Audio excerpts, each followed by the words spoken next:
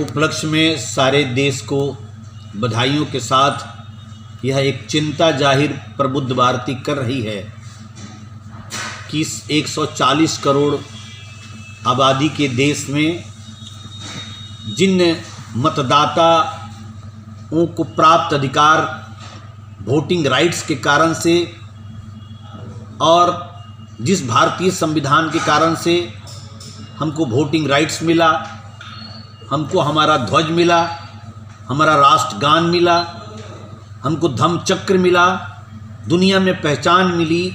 आज उसी को इस देश का जागृत समाज, जागृत संस्थाएं तथा जागृत राजनीतिक पार्टियों ने भी नज़रअंदाज किया। कहीं भी गैर सामाजिक और स्वतः स्फूर्त कार्यक्रमों की श्रृंखला दिखाई नहीं पड़ती। ऐसे वैक्यूम में प्रबुद्ध भारती सारे देश को जगाने का आह्वान करती है और हमको मतदान का अधिकार 1917 का साउथ बोरो कमीशन, 1927 का साइमन कमीशन, 1930, 31, 32 का गोलमेज कॉन्फ्रेंस, इतने बड़े मैराथन चिंतन मंथन एवं अंग्रेजों के विशेष अनुशासन से पूर्ण प्रयास का प्रतिफल है कि भारत को एक भारतीय संविधान और एक मतदाता का मतदान का अधिकार प्राप्त हुआ।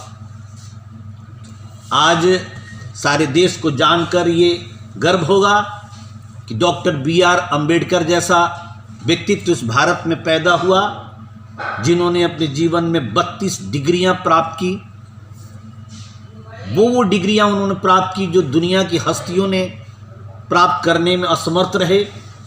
युग प्रवर्तक कहलाए। ऑक्सफोर्ड यूनिवर्सिटी की रैंकिंग में पूरी दुनिया के अंदर 4 युग पुरुषों में चारों भारत के, और उसमें भी डॉक्टर B.R. अम्बेडकर उसमें से एक होते हैं। सम्राट अशोक के द्वारा समता, स्वतंत्रता, न्याय, बंधुत्व और धम्म चक्र की 24 तिल्लियों के द्वारा 24 अनुशासन जो उन्होंने अपने साम्राज्य को देकर दुनिया का सबसे बड़ा साम्राज्य स्थापित किया। आज उन्हीं के पदचिन्हों पर चलता हुआ भारत आज भारतीय संविधान के बदौलत, आज मतदान के अधिकार के बदौलत 140 करोड़ की जनता के द्वारा चुने हुए प्रतिनिधियों के द्वारा और बाबा साहब भीमराव अम्बेडकर जैसे शिक्षाविद, अर्थशास्त्री और राजनीतिक के ज्ञाना होने के नाते 1932 में ही 24 सितंबर 1932 को ही लोकसभा की सीटों में विधिमंडल में अपने संख्या के अनुपात में अपना प्रतिनिधित्व पाकर बाबा साहब ने मार्ग दिखाया और अपनी भागीदारी देश के वंचित, पीड़ित और शोषितों की खास करके भागीदारी लोकसभा में पूरी दुनिया का एकमात्र यह भारत का लोकतंत्र है जिसमें 140 करोड़ जनता को पूरा इक्वल राइट्स मतदान के द्वारा राष्ट्रपति के बराबर एक वोट का अधिकार, उनको एक वोट का अधिकार भी आम जनता को। लेकिन इसके बावजूद भी B.R. अम्बेडकर ने इस देश के शोषित वंचितों के लिए डबल वोटिंग राइट्स, 2 वोट देने का अधिकार अंग्रेजों के द्वारा प्राप्त किया था। यह एक विशेष अधिकार अंग्रेजों ने अपने देश के शोषित वंचितों के लिए दिया था। यह आज मतदान दिवस पे हम आप सबको ये विशेष जानकारी शुभकामनाओं के साथ प्रेषित कर रहे हैं। धन्यवाद। तो ये अभी दोहरी वोटिंग अभी जो है चालू है या उसको बंद कर दिया सर?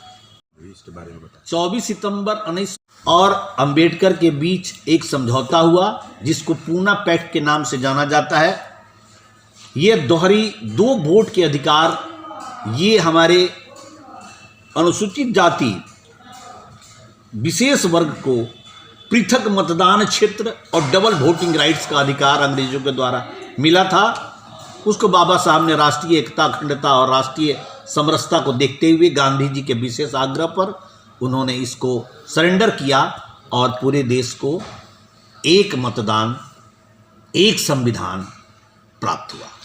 तो इस मतदाता दिवस पे आप मतदाताओं को क्या संदेश देना चाहते हैं और वो अपने वोट का सही उपयोग कैसे करें, ये बताएं। सारे देश को हम ये संदेश देना चाहते हैं कि बड़ी संघर्षों के बाद ये मतदान का अधिकार हमको प्राप्त हुआ है, और ख़ास करके महिलाओं को, जब भारत को मतदान का अधिकार प्राप्त हुआ उस समय इंग्लैंड में भी महिलाओं को मतदान का अधिकार नहीं प्राप्त था, सिर्फ ग्रेजुएट्स को मतदान का अधिकार प्राप्त था।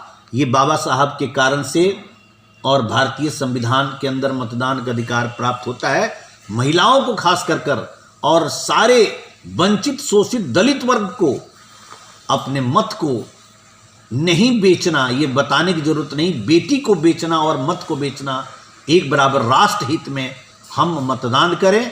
जैसे हम बीमार होते हैं तो एक अच्छे डॉक्टर के पास जाते हैं, उस समय हम अपना रिश्ता नाता जाति बिरादरी नहीं देखते, उसी तरह से अच्छे व्यक्तित्व को देखकर राष्ट्र हित में हम वोट करें।